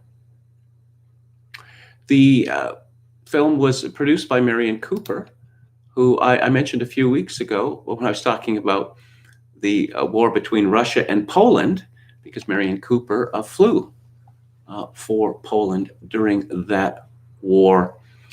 The screenplay is Frank Nugent is one of the credited screenwriters. He collaborated with John Ford on The Grapes of Wrath and other things many times. Also Lawrence Stallings and Robert Nathan. The cinematography is by Winton Hawk, and it is absolutely outstanding.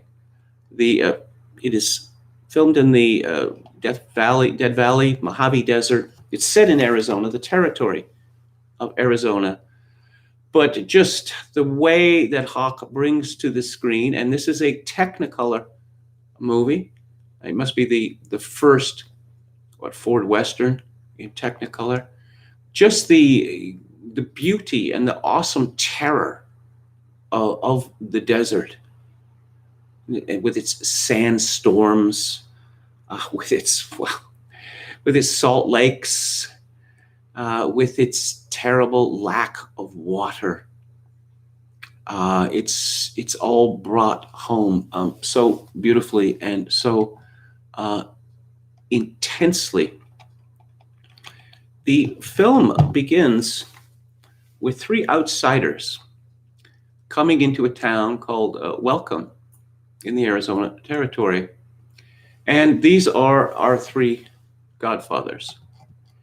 And we have John Wayne, who plays Bob Hightower, and Pedro Armendariz as Pedro, or Pete, and Harry Carey Jr. as Bill or William Kearney, the Abilene Kid. And they come up to a home and see a sign that says B period suite. And John Wayne thinks this is very amusing, B suite. So he starts talking to the man who owns the house, and it's the old Ford reliable Ward Bond. He's always good. He just always seems like such a solid, dependable character. But there's a good gag here because the Sweet's wife, Mae Marsh, comes out and she calls him Pearly Sweet. He says, so that's just what my wife calls me. Most people call me Buck. And John Wayne thinks this is just so hilarious. The Be Sweet was, that was pretty good. But Pearly Sweet. And John Wayne is rather condescending to a Sweet. He must be some sort of yokel. And then we discover that he is the marshal of the Arizona Territory, and he is no yokel at all. And this is it's clear that he's going to be watching the three, but they have a plan. And the plan is a bank robbery. They've been cattle rustlers, but I guess they wanted to make more money than that. And the kid, Harry Carey Jr., is told to look after the horses, to keep them ready, not to get involved in any shooting. Well, he's the one who ends up getting shot. And the bank job is a fiasco. And so the three have to flee, including the kid who's wounded. The serious nature of the wound is the amount of blood that he is losing. And since they're on the run, well, there's not much opportunity for medical attention or even to clean the wound properly. Now, the sheriff puts together a posse, and he deputizes a bunch of people. And but he has an interesting view of his job. At one point, when he is chasing, there's a horse chase, and he shoots at the three men. And one of the deputies says, "Gosh, Marshal, you missed him." And the sheriff says, "They ain't paying me to kill folks. Them Texas boys are going to be mighty thirsty before they get to water." I wondered whether I could recommend this as a family film. It is a very heartwarming film, despite its grim beginning and second act. I don't know whether I could because of the death march nature of so much of the film, and two of our protagonists come to ugly ends. But I don't know. I'll leave that to others to decide. So John Wayne was a clever man in this film, and he realizes that the sheriff knows that he's going to be searching for water. So he's going to go to the next place where there is water, but he's not going to go there because the sheriff will be there. And the sheriff he's got his, he's got wagons, and he's got his railroad cars. He very much has the advantage, and he has water, and the three outlaws do not. So John Wayne doubles back, and you can see that the toll that the lack of water is having on the three outlaws, especially the kid, who is the youngest of the three, but is determined to show himself to be just as tough as the other two. I should mention that there's a lot of, ethnic humor in this film. There's a lot of ethnic humor in a lot of John Ford films. Nobody paid any attention to it. No, that's wrong. People actually enjoyed ethnic humor back in the day. Pedro or Pete He is a Mexican, and we get a lot of him getting excited and then declaiming rapidly and passionately in Spanish, much like, I don't know, Ricky Ricardo would do later. I never understood. We're told now that, oh, Ricky Ricardo was made a ridiculous figure. Oh, and all that Spanish, so embarrassing. Well, I don't think Ricky Ricardo was a ridiculous figure. If anything, Lucy was the ridiculous figure. Ricky Ricardo's character, Desi Arnaz, he was a very handsome man and a band leader, who traveled Europe and such like. Seems to me to be quite a notable representative of Latin culture in the United States. So when they find water or think they find water, it's just the worst news possible, that the so-called tenderfoot who'd come out from east, who is related by marriage to the sheriff, has done something really stupid, and he has blown up the well. And it turns out that he had a wife, and the wife was pregnant, and the wife is heavily pregnant. And John Wayne is in absolute state after he goes into the wagon and reveals that there's a woman in here, the widow, and she's about to give birth. And what do I know about that? There's a rather amusing scene where Bob Hightower is remonstrating with Pedro, saying that you have to take care of this. Why do I have to take care of this?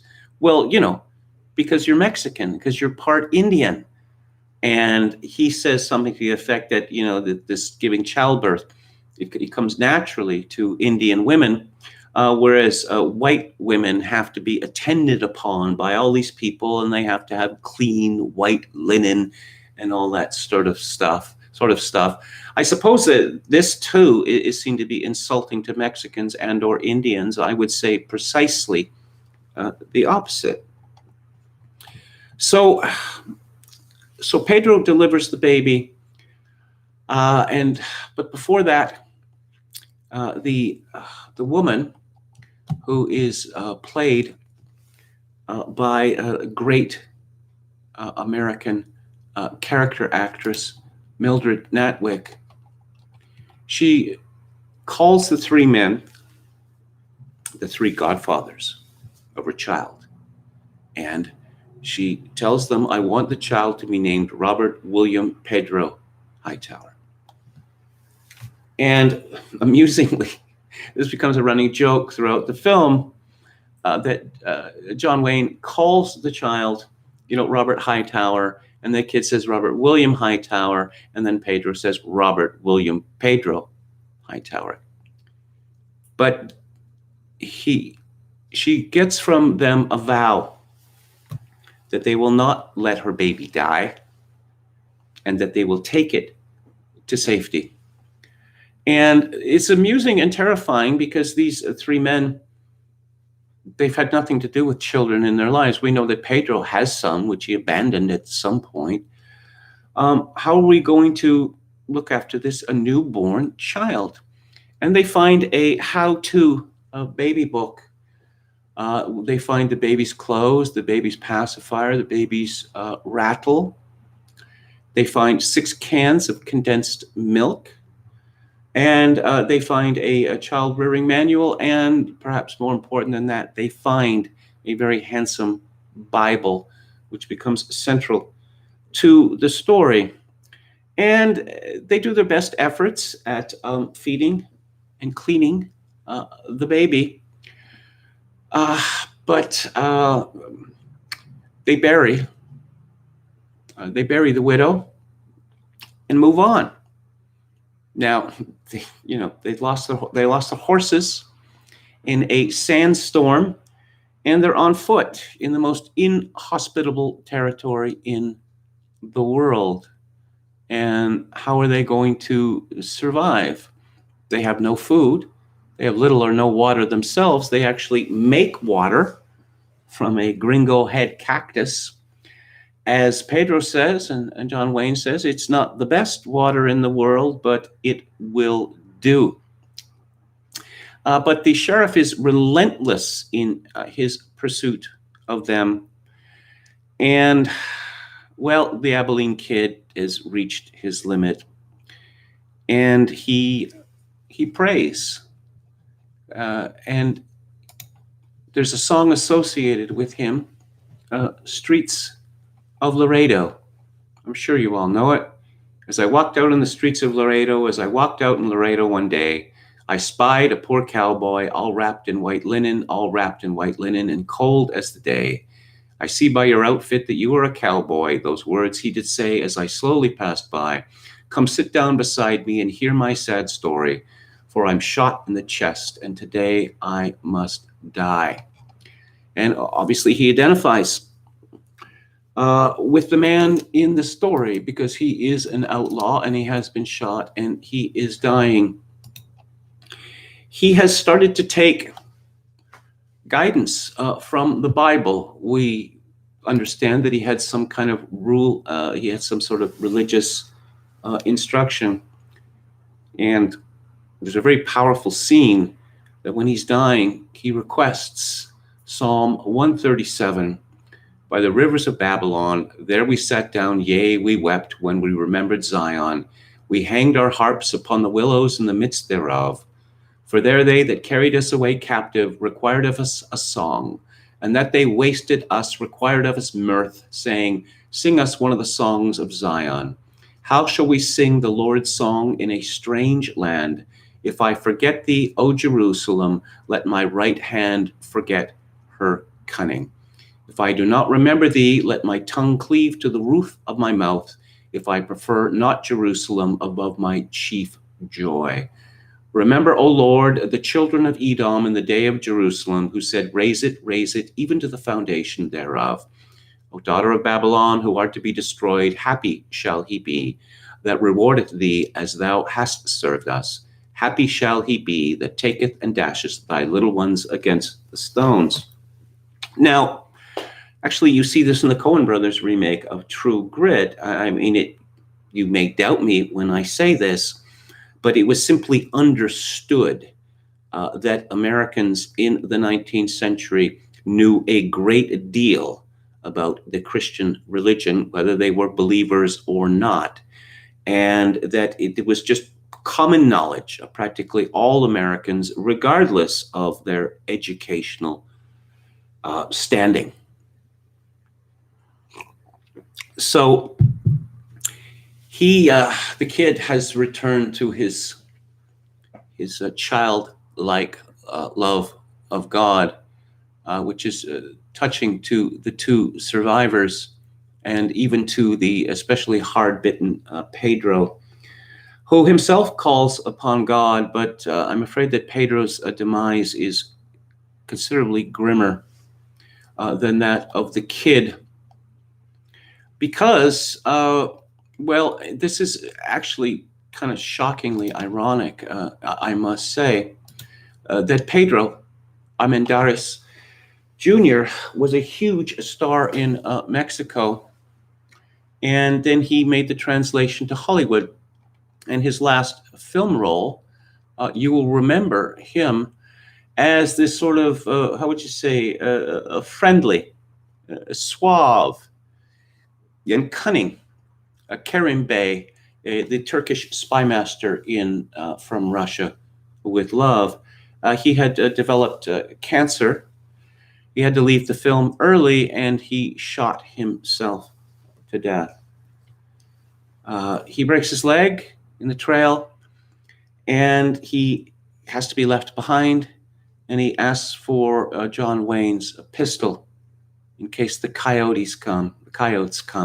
And John Wayne says, the coyotes, Yeah, since just John Wayne left, and there's a prophecy made in this film. There's several prophecies made in the film that come to life. And of course, the story of the three godfathers is both the story of the three wise men, and it's the story of the return of the prodigal son. And John Wayne is saved by a miracle, literally by a miracle. I won't describe the ending to you. Some people have problems with it. I find it quite satisfying. Perhaps in my old age, I have become more sentimental about the movies that I like, or the level of sentiment, rather, that I am prepared to approve of. But I really like this movie, and I think that it is a lot of movies that are called Christmas movies now aren't really a Christmas movie, because this movie, the penultimate scene, it ends on Christmas Day, and we have been reminded frequently that we are in the Christmas season. In a John Ford movie, and John Wayne says this in one of his soliloquies. What should the boy be taught? Well, he should be taught how to ride a horse, and he should be taught manners, to say yes, sir, when people speak to you, and that sort of thing. And in John Ford Westerns, people say yes, sir, and no, sir, and they have manners. And the men, they dress the best they can, even under deplorable conditions. And the women, all, when they appear in public, they all dress in their finest dresses, because it would be shameful to appear any other way. Now, of course, one can argue that the Wild West was not like this, but people had standards in those days, and those standards have largely disappeared. Again, I mean, you can look at pictures from the Depression of people who've been jobless for years, and they're still wearing, the suit jacket, and they wear a tie if they have one, because they are aspiring to something. At least they have not given in to degradation. John Ford largely single-handedly created a myth about the opening of the American West, which was inspiring to a great many people, and to a large extent informed how Americans thought about themselves in the middle of the last century. I find it inspiring to this day that people were willing to make such a tremendous sacrifices for this idea. And as in any, John Ford film, he had a love, perhaps because he came from an immigrant family. He had a particular love of American songs. In so many of his films, you just see over and over again the use of songs, of famous, legendary American songs. And what do we have in Three Godfathers? We have the beautiful hymn, "Shall We Gather at the River?" We know that best in the Charles Ives arrangement. We have, as mentioned previously, "Streets of Laredo." We have "Bringing in the Sheaves," and you see this. You see these various songs threaded into the soundtrack of his films, and it's a powerful unifying device. This film has been released at the one of the John Ford box sets. Ford is not treated all that well on DVD, I must say, but perhaps that will change. This is a movie that plays on TCM all the time, so you can certainly catch it there. John Randall Disavow says, "I wish KMG or Luke could, for once, do a stream about hot women. This stuff gets so tedious." You mean do talk about hot women or not talk about hot women? Okay. All right. Leponius Maximus Meridius says, "Neither." Okay. Anran says, "Kevin, so only spurgs and idiots don't think Kubrick was brilliant." Yes, exactly. Exactly. And put Pauline Kael in that category. All right. And any other comments I should go to. Okay. She has a good voice but wants to impose a foreign ideology on people on the West. Who is that? Oh, I see. Okay. All right. Anron says, Kevin, I can't find that Abigail Schreier transgender book at a decent price. It seems it is being memory holed to some extent. She has a website, or I believe the book has a website. Perhaps it's available directly from the author. Okay, so this is the final show for the week as I am moving tomorrow. Should I talk about what's coming up in the future on the show? Is that a good idea? Am I, tempting fate? I hope to talk about a French film about Christmas, about World War I. It's called Joyeux Noël by Christiane Carillon. And I'm going to next week, Roy Campbell will have to be rescheduled. Next week, I intend to read, if possible, Leo Tolstoy's story, What Men Live By. So I'll be back as soon as I can. I hope Monday. But again, man proposes, God disposes. Say goodbye to the flowers. This is the last time you will see them, unfortunately. Thank you all for tuning in.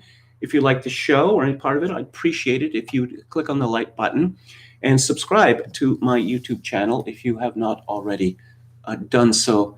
If you would like to make a donation to this live stream, and I've received several donations since I started this particular appeal, and thank you so very much.